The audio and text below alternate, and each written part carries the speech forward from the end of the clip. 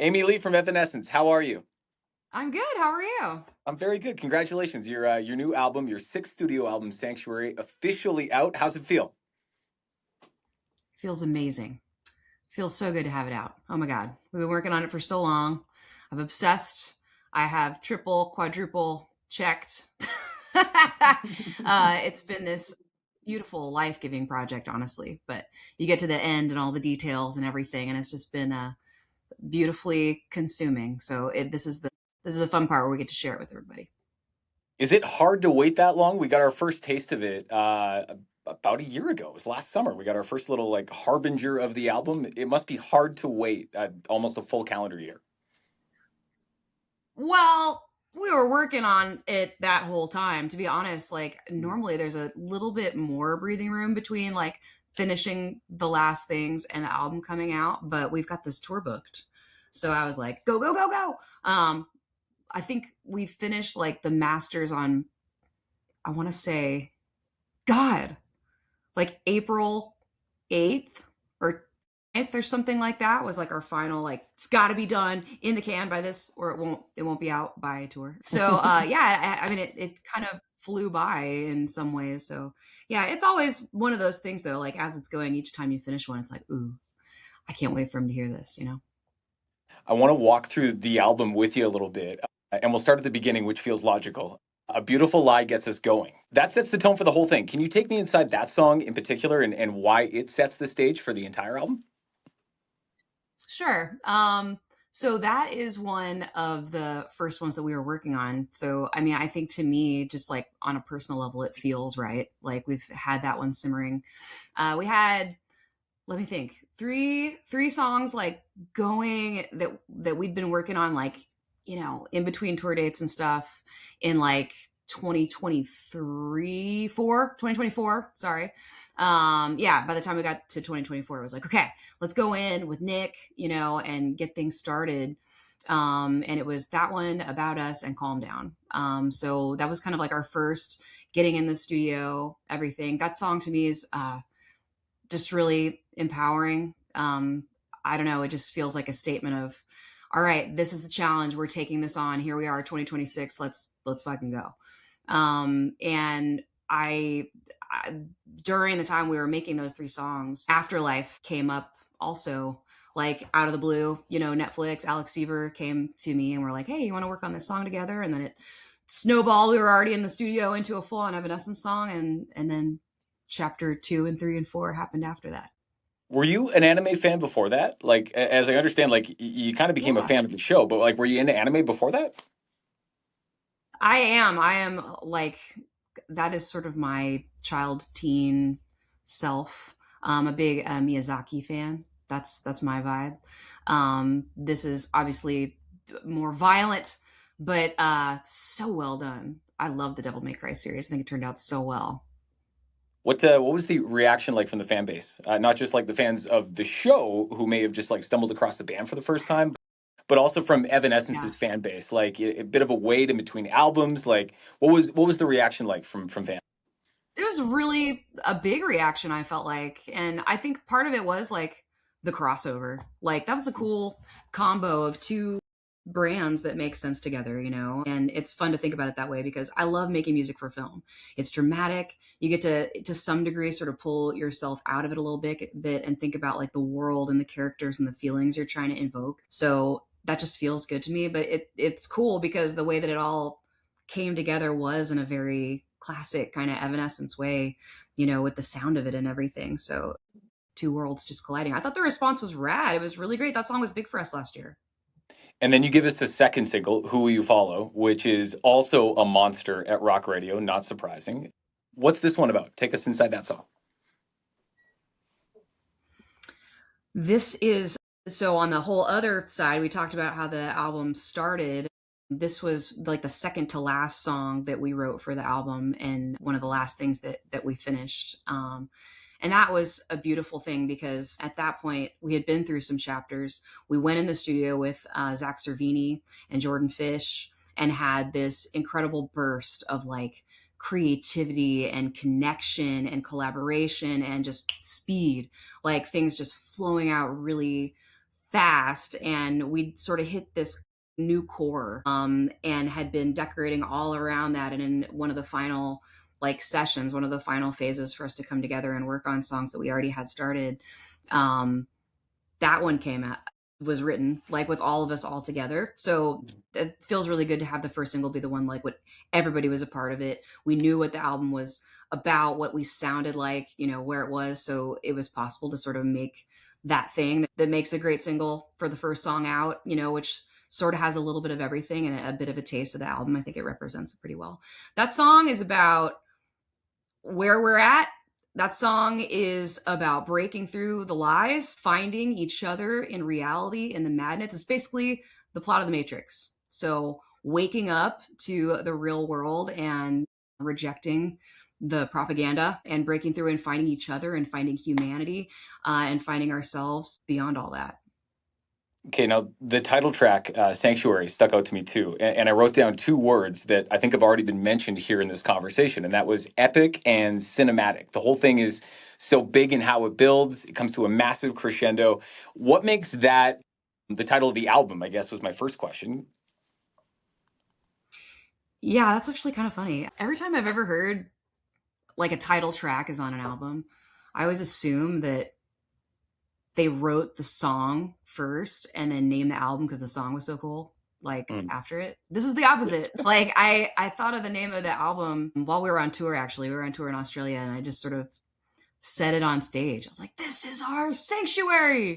And I said it and I thought about it, and the way that it just came out of my heart, I was like, that is so true. That is what this is for me. That's what this music is for me. That's what this is for people. That's what we're doing here. We're coming together in that place, this sacred place where up is up and down is down, and our feelings and our expressions are free. Just spirits are free. That idea for the album title was already there. And then in that, you know, last 4 months, kind of like really, really honing on it on lyrics and vocals and details. For me, I just had that song that didn't have the chorus lyrics plugged in yet. And I had that album title simmering in my brain. And I just thought, oh yeah, that's what this is. So that one just sort of happened naturally. And thank you for saying it's epic and cinematic. I feel Truly. like that's sort of that's who we are. What's the live response been like? Not only to Sanctuary, but to these new Evanescence songs alongside the songs people already know and love. Well, I don't want to lie and act like we've done this yet, because this we haven't actually begun that yet. I know that this is coming out day of, but our tour starts on June 11th, so I couldn't possibly begin to pretend like I know how that's going to go. But Afterlife and Who Will You Follow? Like, what's the response been like so far? It's been so good to have some new music to play, which is just like a taste of what's going to be happening for this year. So we had, it's that growing pains phase too, though, right? Like over the past like well, a little more than that, like the past year. We just had Afterlife all that time. And then just for one show, we had that and Who Will You Follow? So in our minds, all we can think about is all the new music and how we want to play all these new songs, but it's still like, we're still playing older ones mainly, and we just have these two, but oh my gosh, I can't wait till tour. So June 11th is when we start. We're so excited about it. We're going heavy on the new album. I mean, obviously that's where we're at right now, so that's what we want to do, but I believe in it, and I think people are gonna love hearing the new songs live. So I'm excited. Big challenge, lots of learning, lots of practice going on. When I was listening to the advanced copy of the album, I was waiting. I'm like, come on, piano ballad. There's got to be a piano ballad. Come on, piano ballad. And then we come across Forever Without You, and I want to talk to you about that one because that's become a bit of a staple and like a hallmark of you and your sound, not only on albums but also live, and something piano driven like that. How special is that to you? You know, just you and the keys on a song like that.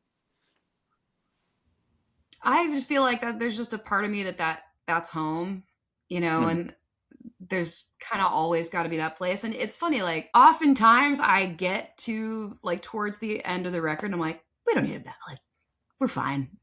And then it's going to come out no matter what, it's happening. That one, we've had that one. I knew that was going on the album, but it was one of the last ones to record because I've had that demo, and the demo is literally just piano and a solo vocal just laying it down. I've had that for so long, and it's like it's got to be free time.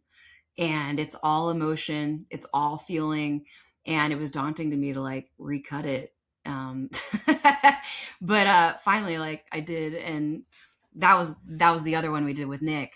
He lives in my town, so I just called him up. I was like, "Hey, I have to do this," and I'm a little nervous to tackle it, but like we can do this together. And he's like, "Hell yeah, let's get in there." So it was just one of those things. Like I sung it in my head and just tracked it free time on the piano. And then we built a wild, wild click track to the free timeness. And like, I was able to like really focus on just the voice. I was thinking I was going to have to just like record it live, and I'm excited to sing it live like that. But for recording, it's like, man, yeah, that song, I don't know. That song's really special to me. It's really personal. I feel like as a writer, I feel the most satisfied when I am the most honest and the most just like pure coming out of me. And I try to be that in all of our songs. But when I can say things that are, that are pulling something from me that are maybe difficult for me to get to, and find a way to put them into words and tell a real story. And that song does that. I'm really proud of that one. Do you have a favorite song on the album? I feel like if you ask a parent who their favorite kid is, if they have multiple, they'll lie to you and Yeah. say they love them all equally. And so I always wonder with the songwriter, it's like, hey, do you have a favorite? Would you admit to having a favorite? I I don't. I go through phases. Like I Mm. definitely have the ones that like are the go-tos. Like if I'm gonna go like just get in the car and jam one. Tell Me When You Had Enough is one. Rapture is one. Calm Down. Self-Destruct too. There's a lot on there. That's hard. That's hard. That I wasn't love the fair. first song. Like now I've had to focus on it a lot, so I'm kind of like getting to the end. I'm like, okay, it still rules, but now I'm on to the next one. At the risk of using overusing words rather, like cinematic and epic, Wide Open Heart is also that. And it's the exclamation point on the album. Take us inside that one, if you can. So the reason that song is the last song for me, that's the destination, and that is the mission too. Like I processed a lot of anger and rage and frustration and so many things on this album that I had to go through it so much in the world and in my heart right now. That this music, that's what music is for me. It is the way to get through, to take everything that is messed up, everything that is hard, everything that hurts, everything that's making me want to scream, and take it in and turn it into something that feels beautiful and potentially useful. I want to inspire people. So at the end of all that, by the time we got to Wide Open Heart, that one is about, I think, what is the true challenge and my true goal, and a place that took me some time to get to through the catharsis, which is holding on to your heart, hold on to your soul, like through the fight, through the anger, through the processing, through the rage, through all of those things, not letting them get in and actually change who you are into just an angry, broken person. Like we have control over that. You have that control over your own heart and soul. And the most important thing is that that's the thing that'll live forever, the light that you're able to shine. So I guess for me, Wide Open Heart is that message of like, keeping it open. That just literally that, like finding the strength to, after that heartbreak, and even in a relationship, anything, through that, to still be able to love again and still be able to have compassion and an open heart for the world and all the good things in it, and life that, is really so short. Yeah. So, and it had to be epic. It's the last song on the record. Got to Right? throw everybody in, big strings, big everything. How cool is it to share that kind of experience with your audience? Whether it's live, it's on the album. Those emotions you just mentioned, like anger and frustration, like those are really powerful, big emotions. To be able to share that experience with fans, like how special is that? It's so special. That's what music is for me. Mm. That's what music does for me. Whether it's, I mean, everybody else's music. Like the way that I consume music is because I need something. It's like heart food. And the fact that we're able to make it, and make that and serve that and share that, it is such a shared thing to go and play live. All those feelings are in the lyrics, but it's deeper and bigger than that. They're in the music itself, and being together with everybody sharing those we all have our own lives and our own experiences and our own things that we're thinking of in our head and that we're processing and going through when we hear a certain part of a certain song. But we are all together in a deep spiritual place, and it is so good for me. It feels so good. And I think that's one of those things where it's hard to even phrase it like it feels good for me. It feels good to all of us as a collective soul. It's the best thing in the world, is the short answer. I love being able to share music with people. Does it feel like you've been doing this for 23 years? 23 years is a long time to do Yeah. anything, never mind what you've been doing at a very high level. Like, does it feel like over 2 decades of Evanescence at this point? It does, especially when I think back to those early days. It feels like another lifetime. I Mm. mean, same, but so different. We have been through a lot. We have made a lot of music. There's also been lots of time in life in between, plenty of growth, in the band and in myself as, a music maker, I think. And so many cool, especially on this album, people that have contributed to it. So yeah, it does. It feels like we've done a lot. It feels like it's been 23 years. Hell yeah, it does. Hell yeah. What keeps that fire going for 23 years and now 6 albums? What keeps that alive in you? I really, and people have talked about our time between albums. Sometimes it's a really long time. And that is because it has to be about the music and the desire to make music. So that has to come to me. I can't just like be on a schedule and do it because I know that that's what would make everybody money and make everybody happy. That's not enough. It's got to be from the heart. And there have been times in my life where we needed to clean house. We needed to change labels. Stuff was going on that was just like making that way too chaotic, or just life, becoming a mom, all that. But I'm in a phase right now where I can't get enough of it. So whatever that is, like, we are in a really good place and making music feels really good. So that is the whole reason right there. Well, listen, congrats on your sixth studio album. It sounds amazing. I'm so excited everybody else gets to hear it now. It's no longer a kept secret. It's for everybody. And truly, congratulations. This one's a banger. Really is. Thank you. Thank you. We think so too. Thank you for your time today. We appreciate it.